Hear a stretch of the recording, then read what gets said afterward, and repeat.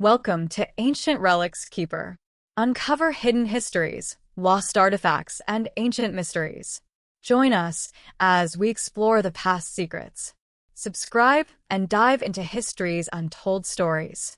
Of all the rumored secrets hidden in the Vatican archives, one stands apart.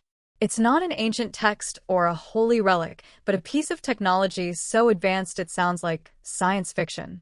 It was called the Chronovisor, a device supposedly built by Vatican scientists that could see into the past. The biggest claim? That they used it to witness the crucifixion of Christ himself.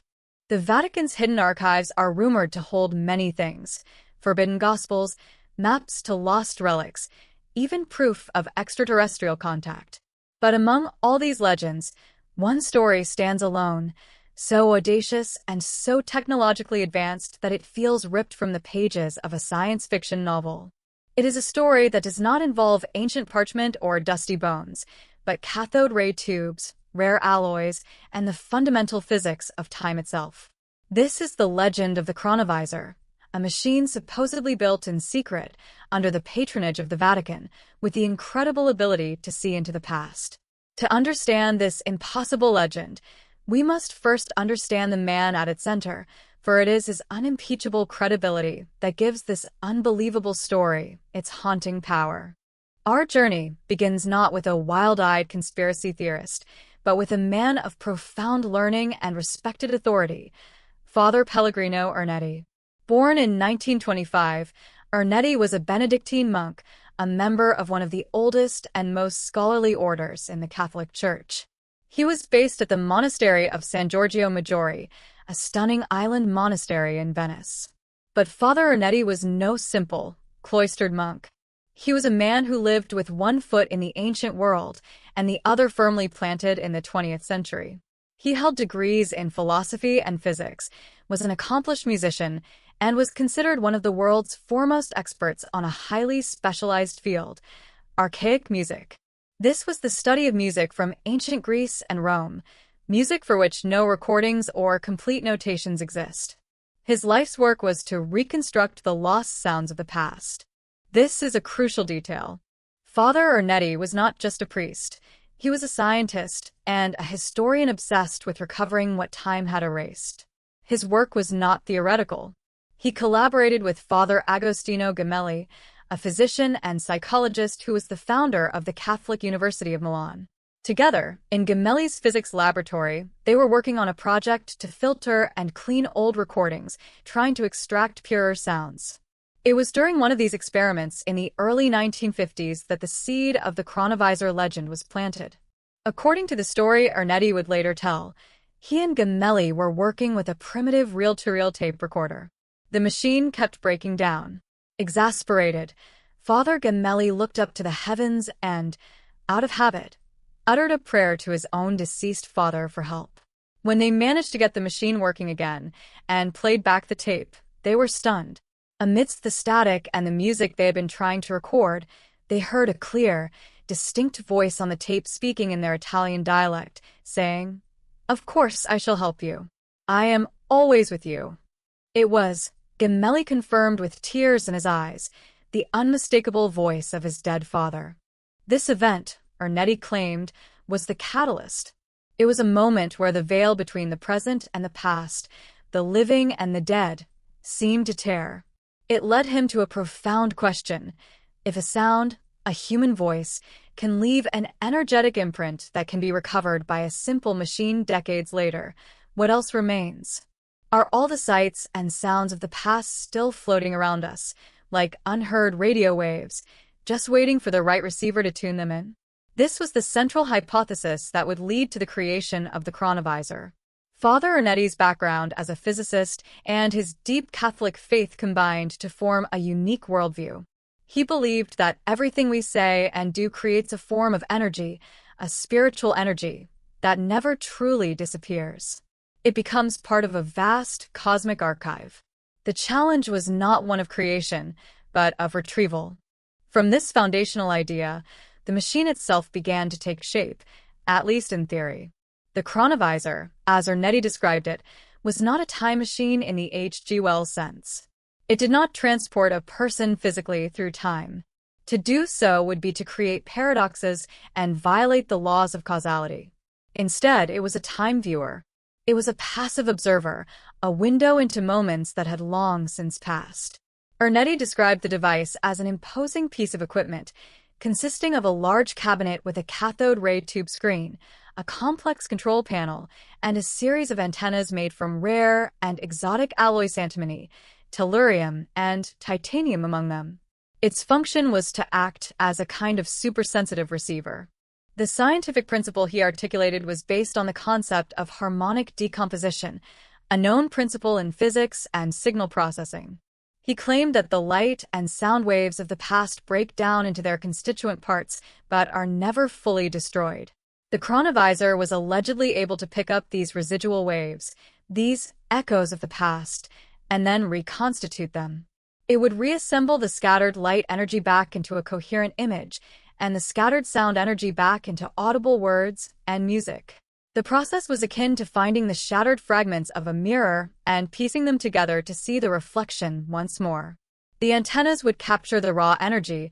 A series of direction finders would lock onto a specific time and place in the past, and the screen would display the result. It was, in essence, the ultimate television, one whose channels were not broadcast from a local station, but from every moment in human history. This description is detailed, scientifically plausible on a surface level, and deeply compelling. It avoids the obvious pitfalls of time travel paradoxes while still offering the tantalizing promise of witnessing history firsthand.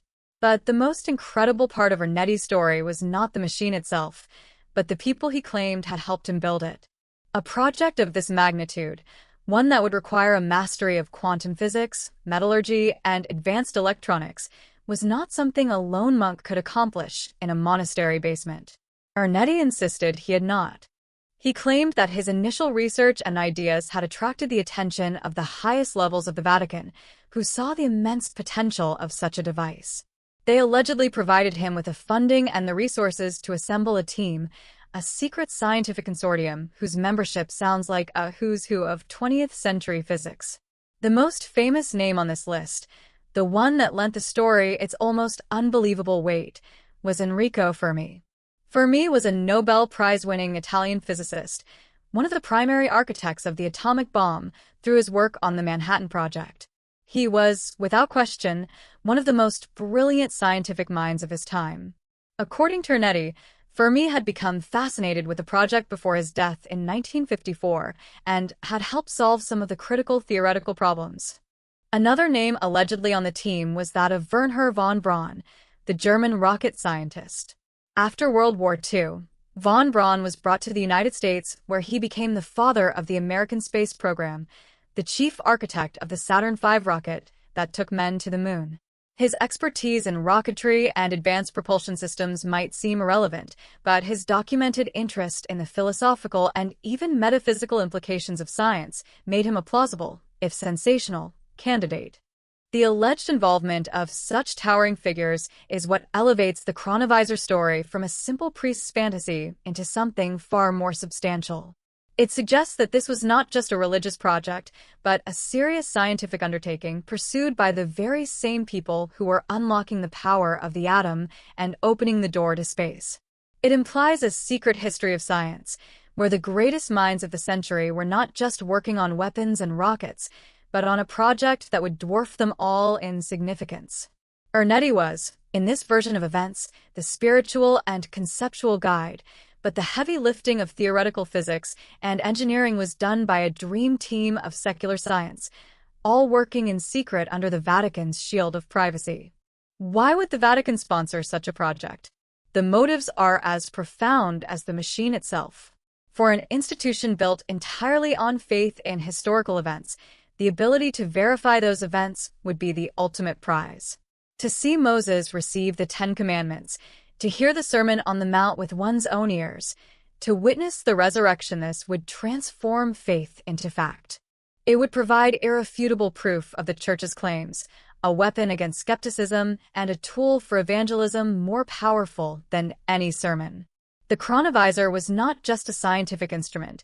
It was a potential key to absolute spiritual certainty. And so, according to the legend, Sometime in the 1950s and 1960s, this secret team, led by a visionary monk and staffed by scientific giants, succeeded. They built the Chronovisor, and they began to watch. Ernetti claimed they had tuned into some of the most pivotal moments in history. They watched a speech by the Roman statesman Cicero in 63 BC, which he described as electrifying. They witnessed Napoleon Bonaparte as he debated his actions.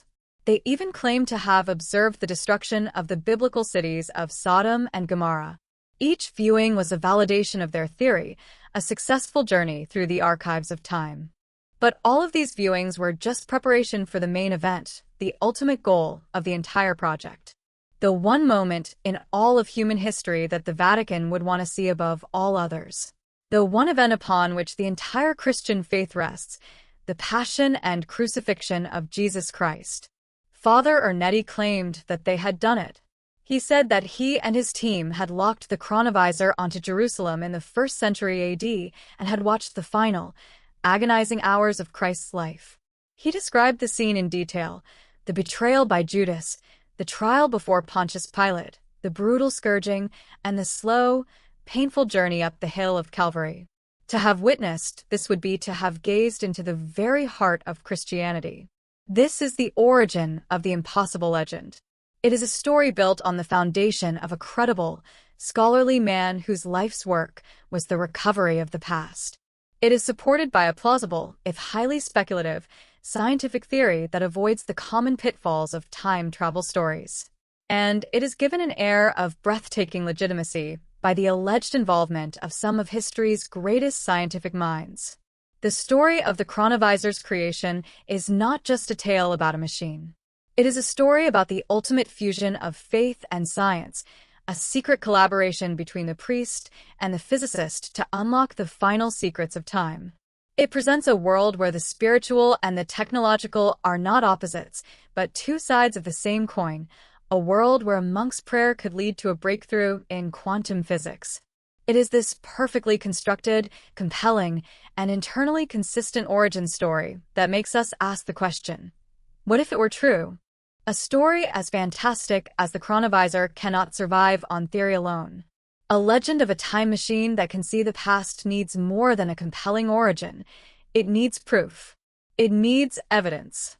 Father Pellegrino Ernetti knew this. He was not content to simply tell the world about his incredible invention. He claimed to have brought back tangible artifacts from his journeys through time. These were the pieces of evidence that would, he hoped, validate his incredible claims. But it is here, in the cold, hard light of scrutiny, that the magnificent story of the Chronovisor begins to encounter serious problems. The evidence, meant to be the bedrock of the legend, would ultimately become the very thing that threatened to bring it crashing down. This is the part of our story where we move from a tale of invention to a detective story, examining the clues and the cracks in the case for the Vatican's time machine. The first major piece of evidence that Father Ernetti presented to the world was not a photograph or a recording, but a piece of literature. It was, he claimed, the complete text of a famous lost Roman tragedy called Thyestes. This play was written in 169 BC by Quintus Ennius, a figure often called the father of Roman poetry. We know the play existed from historical references, but like so many works from the ancient world, it had been lost to time. All that survived were a few scattered quotes in the works of other authors. It was a phantom, a ghost in the library of classical literature. And Ernetti claimed he had seen it. He told a stunned world that he and his team had tuned the Chronovisor to Rome in the 2nd century BC and had watched a live performance of the play in its original language. He said he had transcribed the entire thing, word for word. This was a staggering claim. If true, it would be one of the greatest literary discoveries in history, a complete masterpiece recovered from the abyss of time. The implications for historical and classical studies would be immense. For a time, the world was captivated. But when pieces of the text that Ernetti had supposedly transcribed began to circulate among scholars, serious questions arose. The language just didn't feel right. Classical philologists, experts in the structure and evolution of ancient languages, pointed out numerous problems. The Latin used in Ernetti's text contained vocabulary and grammatical structures that were highly anachronistic. In simple terms, it contained words and ways of speaking that did not exist in the time of Quintus Ennius. It felt more like a modern pastiche, a clever attempt by someone with a good knowledge of Latin to imitate an ancient style, rather than an authentic work from 169 BC. Furthermore, an investigation by a scholar named Dr. Catherine Eldred of Princeton University revealed something even more damaging. She found that over 90% of the recovered text of Thyestes was composed of words and phrases lifted directly from the surviving, known fragments of Ennius's other works. It appeared that someone had simply taken all the existing pieces of Ennius's poetry and stitched them together to create a plausible-sounding, but ultimately fraudulent, play. The evidence was strong. The lost play was not a recovered masterpiece. It was a forgery. This was the first major blow to Ernetti's credibility. His first piece of hard evidence had dissolved under scholarly scrutiny, leaving a lingering suspicion that the man of science might be nothing more than a very clever fraud. Undeterred by the criticism, Ernetti and his supporters moved to their most powerful, most evocative, and most explosive piece of evidence. This was the artifact that would make the Chronovisor a global phenomenon. It was a photograph. But not just any photograph. It was, Ernetti claimed, a picture of the face of Jesus Christ, captured directly from the Chronovisor's screen as he hung on the cross. This was the holy grail of Christian relics, not a piece of wood or cloth touched by Christ, but his very image, his face in the final moments of his agony, captured across 2 millennia. In May of 1972, this image was published on the front cover of a popular Italian weekly magazine, La Domenica del Corriere. The headline was dramatic: "A machine that photographs the past has finally been invented." The world was electrified. The photograph was dark and grainy, a close-up of a bearded man's face, his eyes closed in suffering, his head tilted upwards. For millions of believers, this was a definitive proof. This was the face of their Savior, rescued from history by the miraculous intersection of faith and science. The image was reproduced around the world. It was hailed as a miracle, the final validation of the Chronovisor's existence. But the triumph was short-lived. The intense publicity brought intense scrutiny. Very quickly, reporters and art historians began to notice something. The supposedly authentic photograph of Christ bore a striking resemblance to an existing piece of religious art. In the small town of Collevalenza, in the Italian region of Perugia, there was a sanctuary dedicated to merciful love. Inside the sanctuary was a unique wooden crucifix, carved by a Spanish artist named Lorenzo Collet Valera in the 1930s. When a photograph of this crucifix was placed side by side with Ernetti's Chronovisor photo, the truth became undeniable. The image published in the magazine was a near-perfect match to the face of the wooden Christ on the crucifix. It was identical in every detail: the shape of the nose, the line of the beard, the fall of the hair. The only difference was that the Chronovisor photo was a mirror image, flipped horizontally and slightly distorted, as if photographed from an old television screen. The discovery was devastating. The photograph of Christ was not a window into the past. It was a photograph of a 20th century sculpture. The evidence was irrefutable. The magazine that published the story was forced to print a retraction, and the second, most powerful pillar supporting the Chronovisor legend crumbled into dust. The story was now beginning to look less like a Vatican secret and more like a deliberate and elaborate hoax. Faced with 2 pieces of evidence that had been thoroughly and publicly debunked, the story of the Chronovisor should have died right there. But it didn't. The legend had become too powerful, too compelling to simply disappear. For the next 2 decades, Father Ernetti maintained his story, though with less public fervor. He and his supporters offered explanations. They argued that the Thyestes text was real, and that the scholars were simply wrong. They suggested that perhaps the Chronovisor had, for some reason, tuned into an image of the crucifix instead of the real event, a sort of temporal echo or interference. But these explanations were weak, and the damage to his credibility was immense. The man of faith and science now looked more like a charlatan. This leads us to the final and most ambiguous chapter in the evidentiary saga, the deathbed confession. Father Pellegrino Ernetti passed away in April of 1994. In the years and months leading up to his death, it is said that his story changed. According to some reports, Ernetti finally admitted that the entire Chronovisor story was a lie. He supposedly confessed that he had written the Thyestes text himself and that the photograph of Christ was, as everyone suspected, taken from the wooden crucifix. He allegedly signed a sworn statement to this effect, a final retraction of the grand tale he had spun for decades. The motive he gave was that he simply wanted to draw attention to his field of study and to the idea that faith and science were not incompatible. He had created a myth to make a point. With this confession, the case seemed to be definitively closed.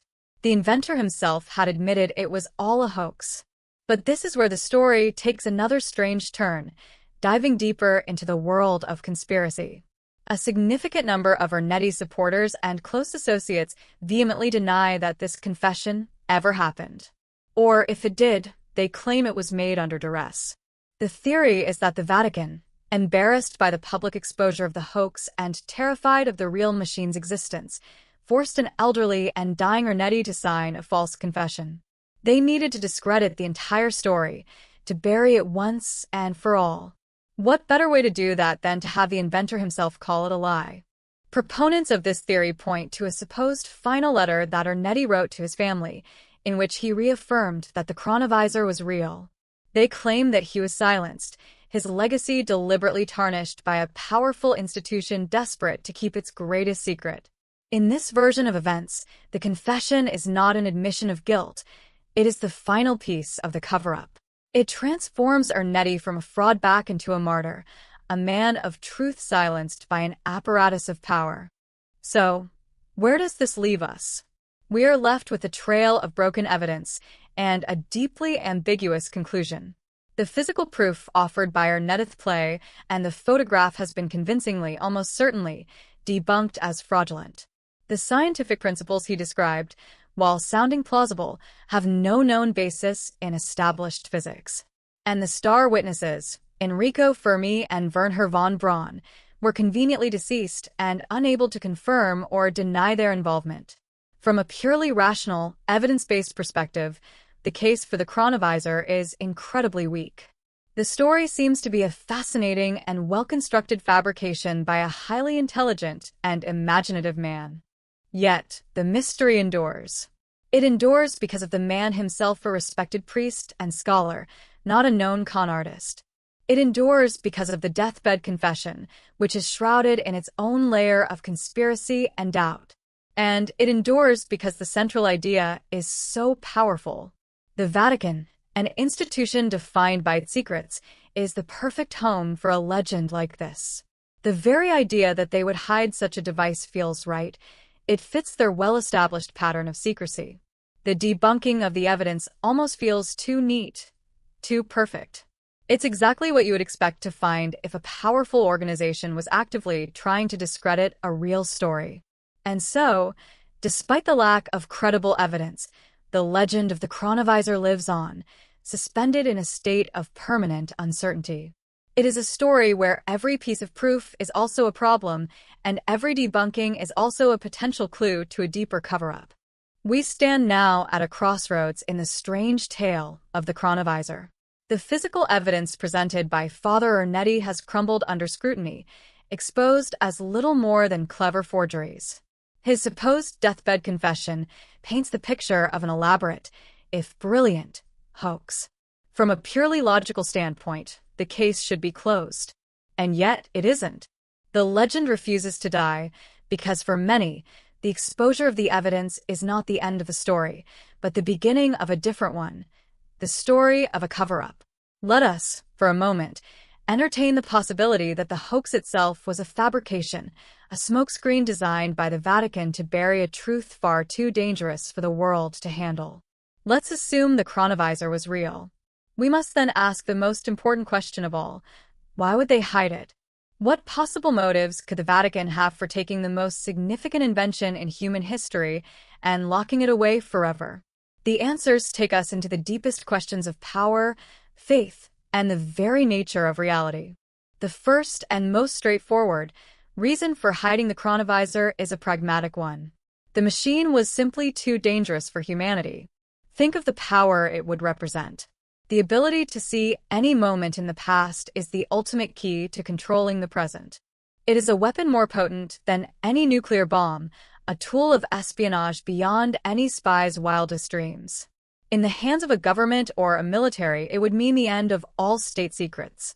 A nation could use it to watch its enemy develop new weapon systems, to listen in on their most secret strategy sessions, to uncover the location of every hidden military base. The concept of national security would cease to exist. Alliances would crumble as nations could retroactively watch secret deals being made by their supposed friends. The world would be plunged into a state of total paranoia, a global Cold War fought not with soldiers, but with temporal espionage. And the political implications are just the beginning. Consider the personal, social impact.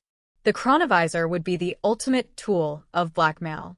Any powerful persona, politician, a CEO, a judge could have their entire life scrutinized. Every private conversation, every youthful mistake, every secret indiscretion would be available for viewing. No one would be safe from the prying eye of the past. It would create a world without privacy, where every human failing could be weaponized. The potential for chaos, for the complete breakdown of social trust and order, is immense. Faced with this reality, the Vatican's decision to hide the machine could be seen not as an act of selfish secrecy, but as an act of profound responsibility. In this scenario, the Vatican leaders, perhaps along with the scientists who built it, realized they had created a monster. They had unleashed a power that humanity was not mature enough, not wise enough, to handle.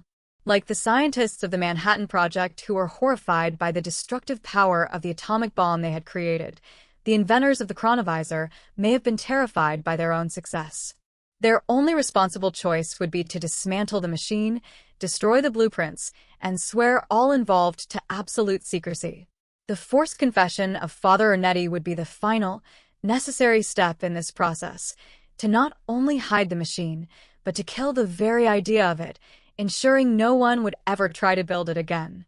From this perspective, the Vatican becomes not a sinister cabal, but the reluctant, responsible guardian of a terrible secret, protecting humanity from its own worst impulses.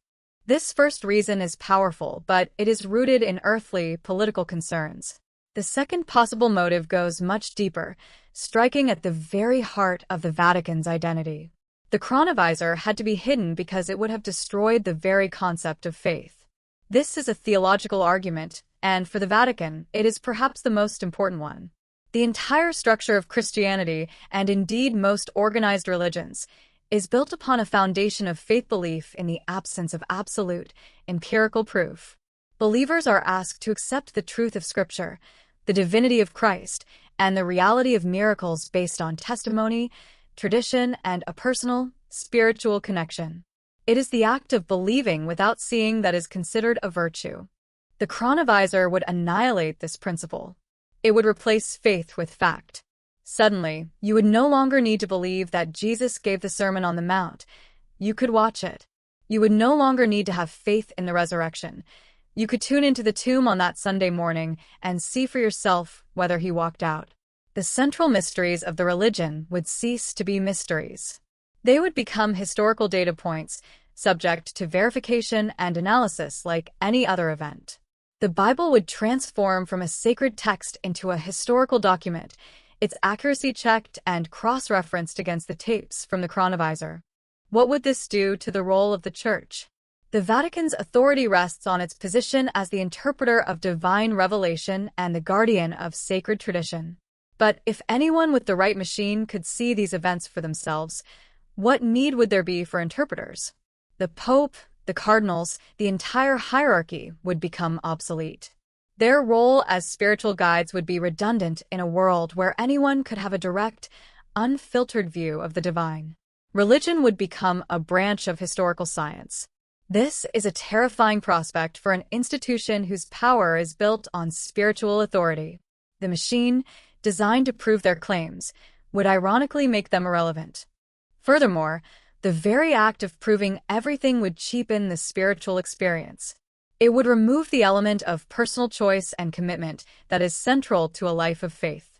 If you know something is a fact, believing in it is not a choice.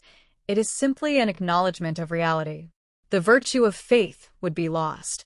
The Vatican may have concluded that a world with absolute proof would be a world with less spiritual depth, a world where the human journey of doubt and belief is replaced by the cold, hard certainty of a television screen. Hiding the Chronovisor, in this light, was an act of preserving the sanctity of the human spiritual experience. It was a choice to protect faith itself from the corrosive power of absolute proof. They chose to keep God in the realm of mystery, believing that this is where the human spirit could best encounter him. These first two reasons assume that the Chronovisor worked exactly as expected, confirming the events of the Bible. But this leads us to the third, final, and most provocative theory of all. What if the machine worked, but it didn't show them what they were expecting? What if the reason for the cover-up is not that the Chronovisor confirmed Scripture, but that it directly contradicted it? This is the most frightening possibility for the Vatican, a truth so devastating that it would justify any lie, any cover-up, to keep it hidden. Let's follow this terrifying line of thought.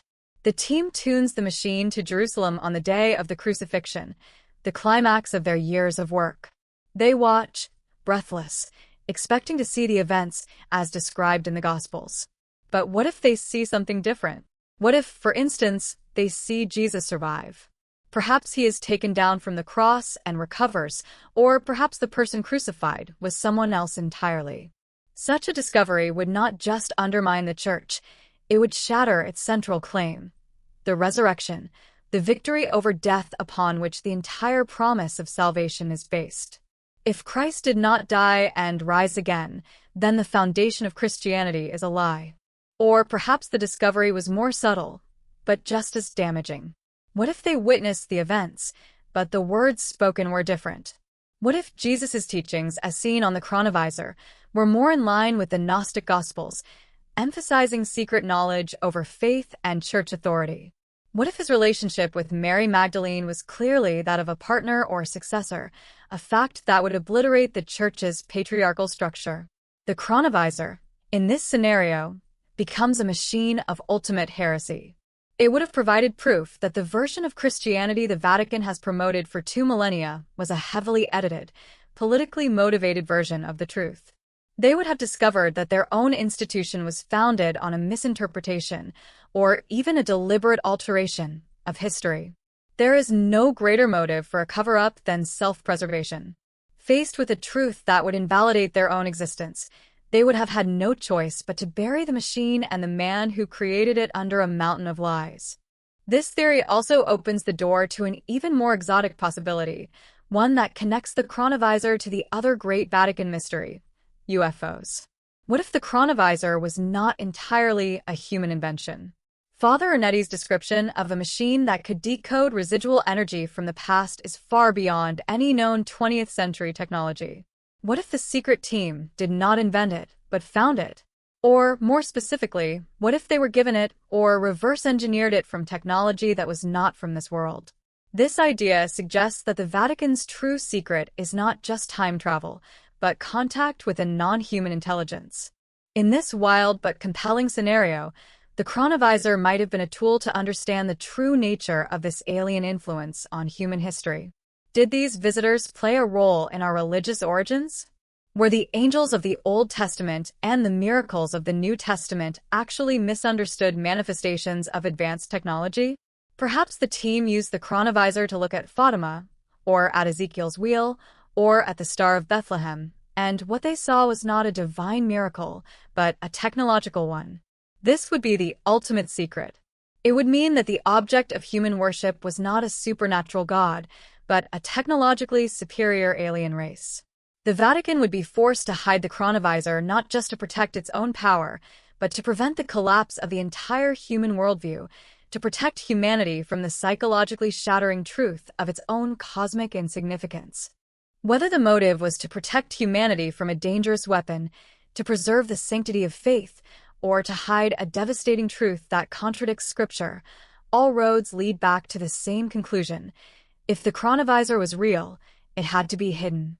The story represents a perfect thought experiment about the collision of knowledge and power. It forces us to ask what we would do with such an invention. Would we share it for the good of historical knowledge, or hide it for the good of social stability? The legend of the chronovisor endures not because of the flimsy evidence, but because it encapsulates the greatest fear of any powerful, dogmatic institution, the fear of a truth it cannot control. The ultimate secret may not be a machine locked in a vault, but the terrifying realization that our most cherished beliefs might not survive a single, unfiltered glimpse into the past. The story of the chronovisor remains a perfect Vatican mystery. Was it a brilliant, elaborate hoax by a respected priest designed to make a point about faith and history?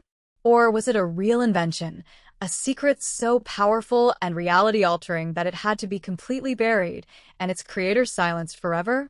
Like all energy, perhaps the truth of this story is still out there, waiting to be seen. Thanks for exploring with Ancient Relics Keeper. What mystery should we unravel next? Like, subscribe, and share your thoughts below. Let's keep digging into history's secrets together.